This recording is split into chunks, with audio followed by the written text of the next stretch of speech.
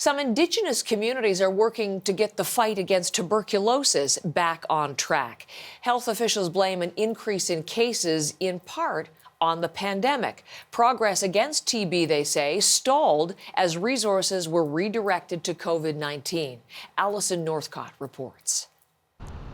Tuberculosis is a treatable disease that often affects the lungs, and in Canada, it has a disproportionate impact on Indigenous populations. Some areas in the country have seen recent increases in TB, in some cases reversing years of declines. In northern Saskatchewan, the Northern Intertribal Health Authority says among the 33 First Nations communities it works with, there are currently 3 declared outbreaks, and annual cases have climbed.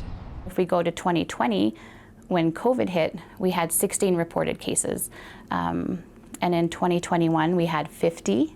And 2021, we actually declared 2 outbreaks in 2 of our communities. And last year, we had 72 cases diagnosed of active TB.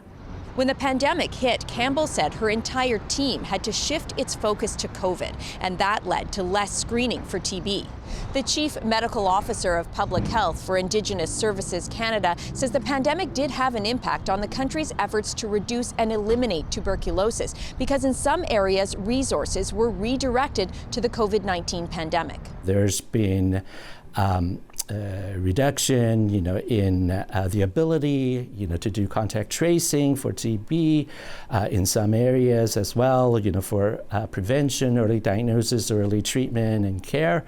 All of those, have contributed to, in some areas, either stalling of the progress made, or in some cases, reversing the downward trend. Still, Wong says he's confident with a redoubling of efforts that Canada can get back on track, with a focus on testing and the social determinants of health that lead to more cases, things like a lack of adequate housing and access to healthy, affordable food. Alison Northcott, CBC News, Montreal.